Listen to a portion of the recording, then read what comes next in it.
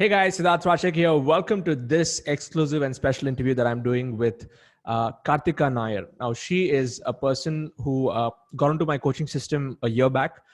She's in the space of mindfulness, and she actually helps a lot of people get more present and improve the quality of their life.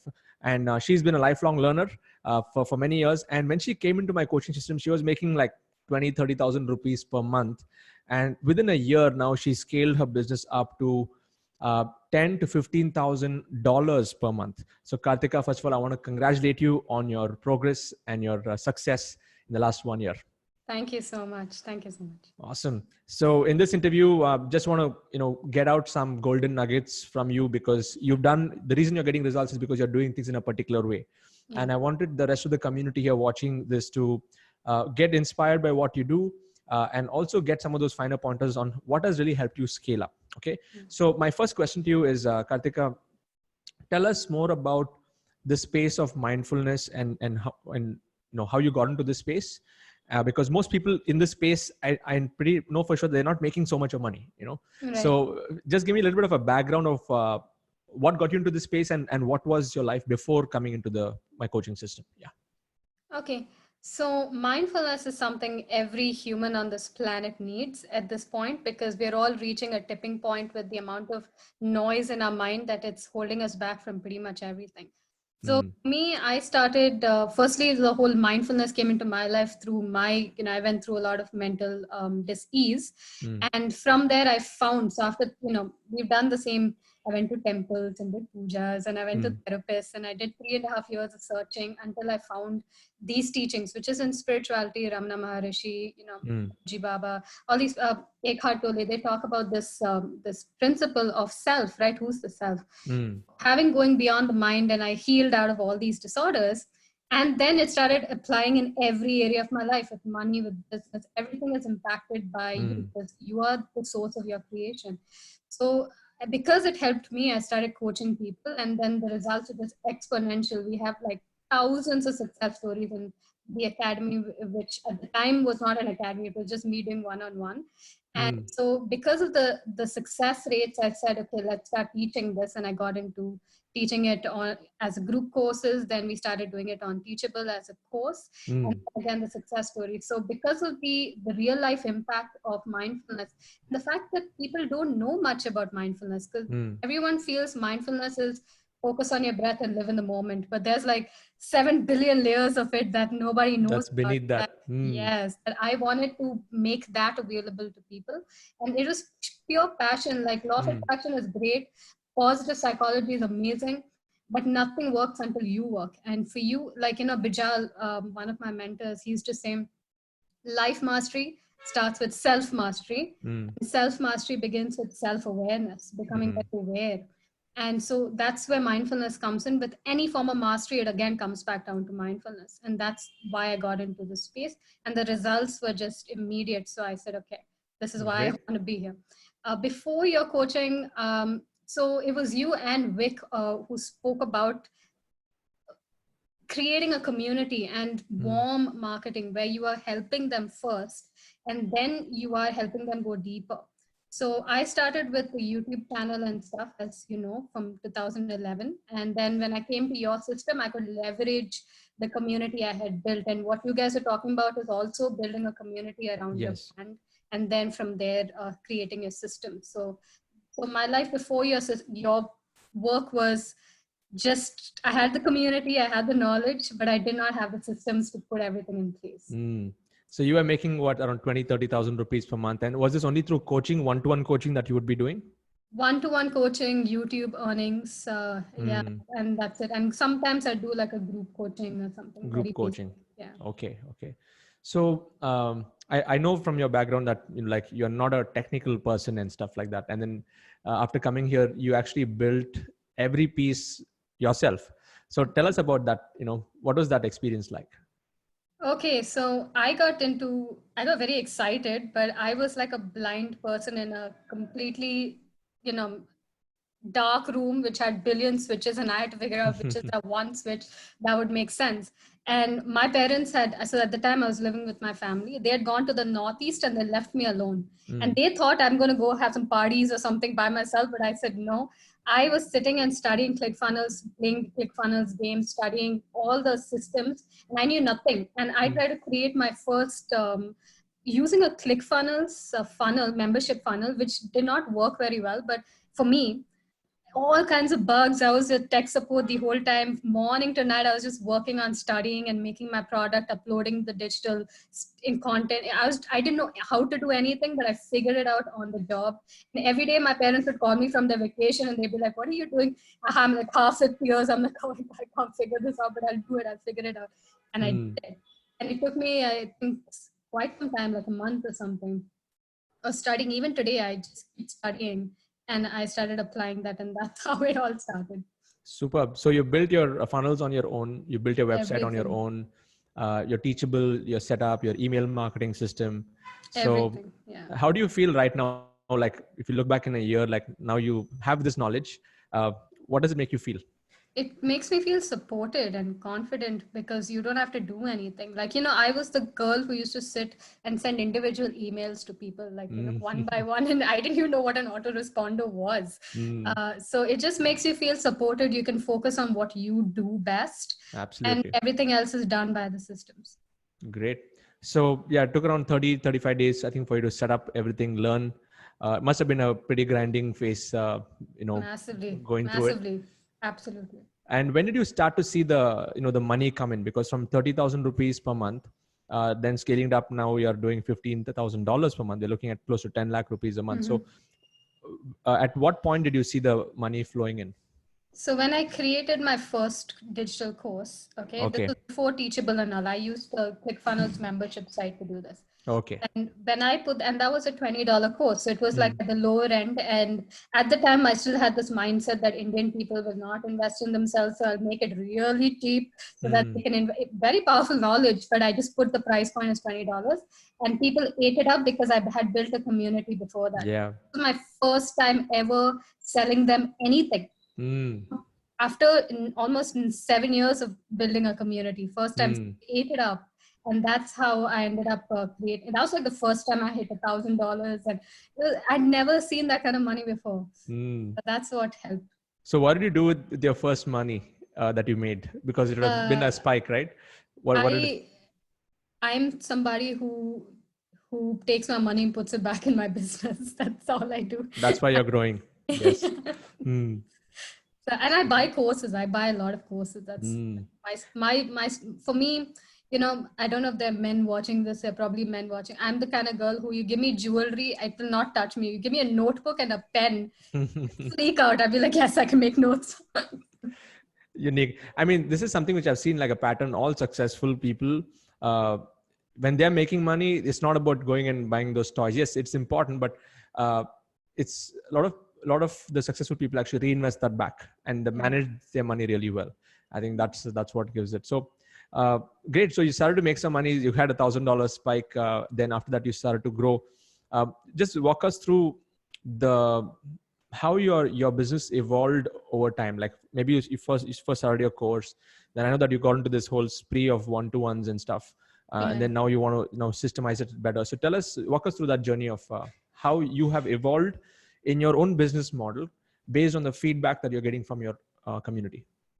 So before the courses, all that, I started a Facebook group, like a Facebook community.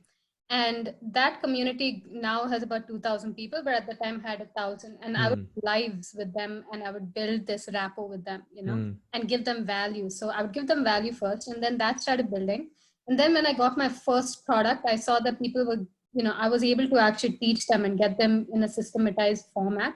And then that evolved into, so I was anyways teaching people mindfulness and group coaching, and I was anyways, doing one-to-one. So I said, why not just make it into a digital course? That digital course, it did about $10,000 in sales in the first 3 days. Just because of having a community. If I didn't have a community, that's why it's important to build a brand around yourself, right? Like someone from your group had contacted me the other day for videos, like, what do I do? What camera do I buy? And I said, it's okay, just be authentic. Don't make your videos because you want to sell. Make your videos because you want to actually help the person listening. That's how you actually end up building trust. Selling is great, but its impact that's important in the beginning massively. So that's what I did, and I started impacting, and then it went into the digital course. Then that course evolved into another course, and now you have a group coaching system around that course as well. So Great. it's a digital course plus a group coaching. We have 25 sessions in a year. And then we have a WhatsApp group, Facebook group. So I'm always there nurturing them in whatever capacity I can. So I'm not like overloading myself. Whatever is inspired, I do that. We have weekly lives and stuff. And then that evolved into another course. So then I made a bundle of all my courses and I did webinars. From the Excellent. webinars, I started selling the bundle. And then now what I noticed, and see, you have to, even, I was watching Rajiv's interview and I watched it like 5 times. I made like lots of notes. And he was talking about going as a warrior and, like a samurai, you should have no ego and you should be skilled. But to be skilled, you have to do something again and again and again. Yes. So webinars was like happy, sad, happy, sad. I was going from results to no results. And then I said, you know what? I'm learning every time. So finally I decided, and Siddharth also said, he's like, don't put everything in a bundle. Just stick to your first, like break it into your first course. Now I have an upcoming webinar coming up just for mindfulness, because that's where my dharma is, my purpose is. Yeah. So I did the webinars, and the webinars brought a lot of people in. But I realized also that I don't want everyone in. I want a certain kind of breed. And so you learn through like implementation over and over again. Yes. That's how it's scaled. So it's through the teachable courses and the webinars and the YouTube. These three elements are what has caused most of the boom. Great. So I can see that the evolution has been more like you created your first basic course and you added group coaching into it. And the more you course them, you started to record that, archive it, and make that into products.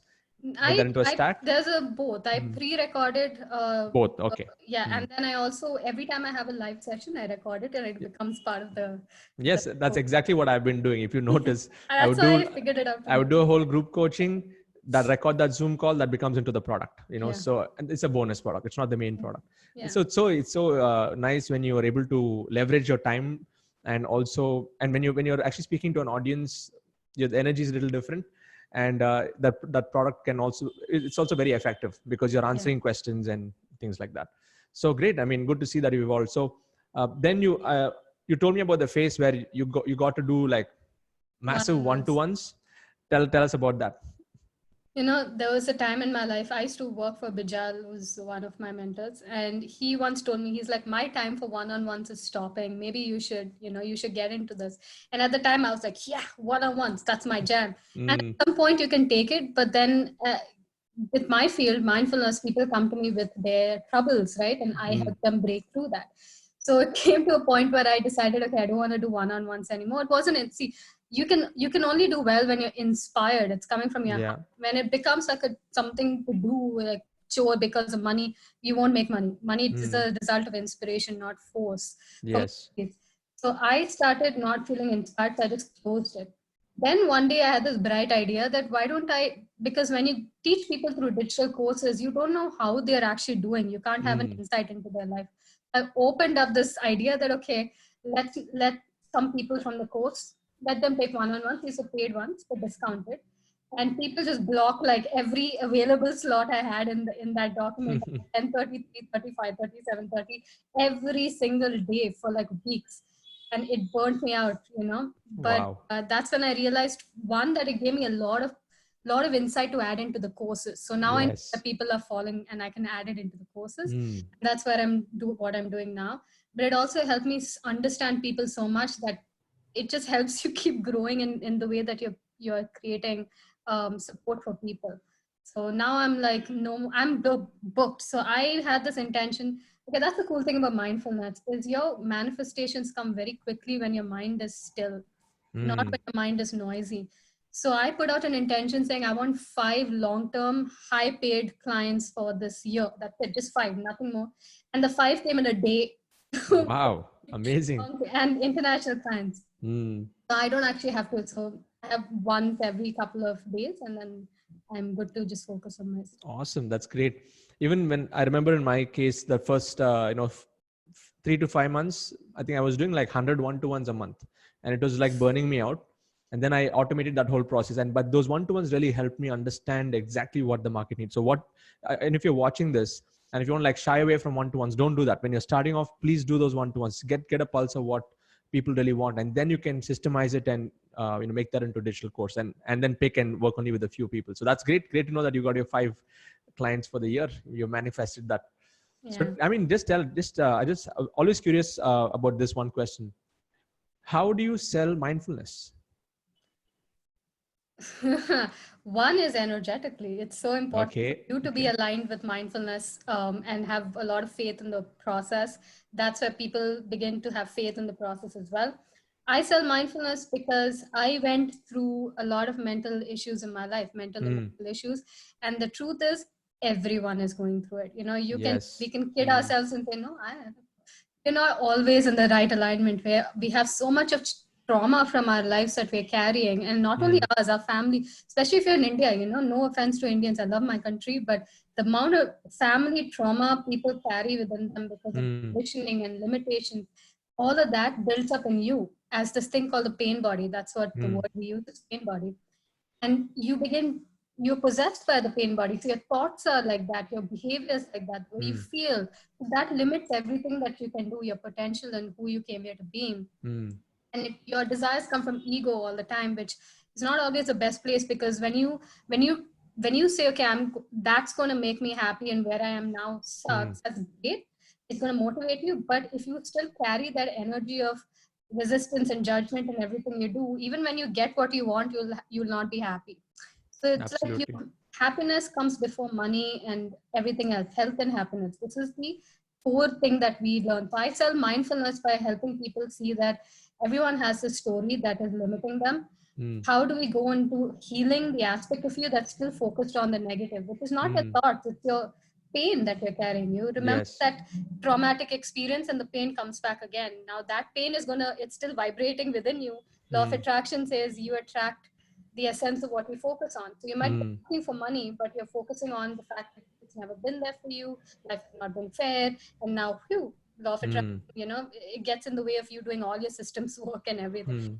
Vic says this, he's like, there's enough of information out there, but if everyone could do it just because of information and techniques, they would, but there's an invisible aspect of it, and that's where mindfulness comes in. And I talk to them through stories. So my teaching, Rajiv was saying everyone has a style. I teach through stories. My story of going through panic disorder, depression, coming out of it, going through a lot of social anxiety. So you put me in a room with no contact with humanity, I will sit there happily. Like I would not leave the house. Okay? I have extreme social anxiety. It is funny. Like you put me on stage and make me sing and speak, I'm happy. The moment I get off stage, I don't know what to do. So all of that I had to heal, and I took them through stories, ask success stories, and that's how people realize it for them as well. Yeah. Great, because this topic is I would say intangible as compared to like how to make more money and stuff like that. How to lose weight but I think what you mentioned here is very important. Like even others watching this, if you're in the space of personal development, say healing, mindfulness, I think it has to come from your core and from your own stories, which really can substantiate on why people will want to work with you, because it's all about your personality, your uniqueness. That's awesome. So on a more lighter note, tell me, what are the things that you have done with your money that you've made? Like how have you experienced this abundance that has come into your life in the last 1 year? I like to travel, so I'm a total travel buff. I've traveled. So since I started making money, I went to Europe twice and went to, I think, 14, 13 countries. I don't remember. Lots of countries. And I, of course, for me, I'm very empathic, so I like to work in an environment that is very positive. So I have this apartment, which is extremely high rent apartment, but it's easy now because the good thing about money is that you can live for free, meaning you never have to think about a price tag. So that is one thing. I invest in myself by having my own space. I travel. Other than that, I don't really think I spend my money. I spend in courses, learning. I buy some furniture for the house. I think that's basically it, but nothing more. I don't really have much to add there. Yeah. Great. I mean, your Europe trips, I mean, that would have given you a good experience. Dream building. Yes. Dream building. I remember you had mentioned that an experience of going to a new place opens up new channels of thinking. Tell us about that. Why do you think it's important for people to get out of their pattern? Well, first of all, when you live in a certain environment, you can only think around that environment. You live in one place, you think it's okay to have potholes on the roads, it's okay to be sick all the time, it's okay because your family is always sick. When you're in that golf ball size awareness, you can't really expand to anything beyond that. Very few people think of what's beyond what's normal for you. So you step out and you see life on the other side. Okay, not to say life here is bad. Like with mindfulness, you're in joy, but the joy is the cake. But you need to sprinkle the cake with some nice, other stuff also. So when you leave, when I went first time when I went to Europe and I went to Switzerland. I don't know if you guys have been to Switzerland. Okay, there was something about just living in the mountains. People are like pink cheeks and breathing fresh air, eating. And when I went to Mauritius, people were talking to each other on the bus. Like there was actual people talking to each other, not on the phone, not on So that experience, it put something in my heart. I felt inspired to say, you know what, India is amazing. I love India, but I would like to experience the potential that I have in this life to explore and learn and grow. And that kind of puts you by the way, before I went to Europe, I never had money goals. I thought, okay, I'll make enough money for the end of the month and whatever, and I'll live with my parents forever. But when I went to Europe, I realized, hey, I want to build a house in the mountains and I want to build a house in the beach side. I want to be able to shuttle. I want that life because we have one life. Might as well make the best out of it. Why sit in the little golf ball size awareness that we have? Amazing. Even for me, that trip to Miami opened up a whole new world. Like 2 days on a yacht and with Vic in person, him asking me, a guy that I've been seeing him only on videos for all my life, meeting him in person. That came back, everything shifted. So even in our community, I recommend people, like, the first thing that they should do is go and experience. I mean, go for a travel experience. Does not mean only international. It can even be within India, but something which is out of the box. And predominantly most people who do that and come back, they actually grow in their business because their mind has been expanded into a new way of thinking. That's awesome. So good. Thank you, Kartika. I think it's been great. You've shared some really good nuggets and tips on how you've grown, and it's a very inspiring story. So I think if you're watching this live on, if you're watching this as a recorded video on YouTube, share your comments below on what you really learned from this segment. And I'm going to be doing a webinar coming up soon. So there's a link below in the description. You can go and check it out, where I actually walk through the system that actually helped Kartika. And there's also a link to the description of Kartika's upcoming webinar. So we'll put that there, Kartika. You can tell us what exactly are you going to cover in your webinar. Okay.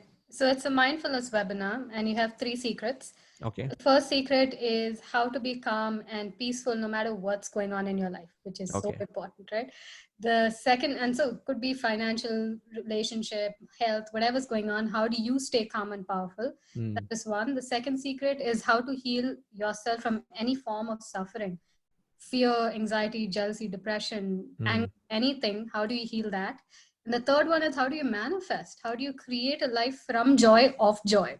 Nice. So that is the 3 secrets we'll be dealing with. And we have tons of our students, how they've done it, their stories, my stories, and the whole content of how to do it step by step. Everything is there. Super. So great.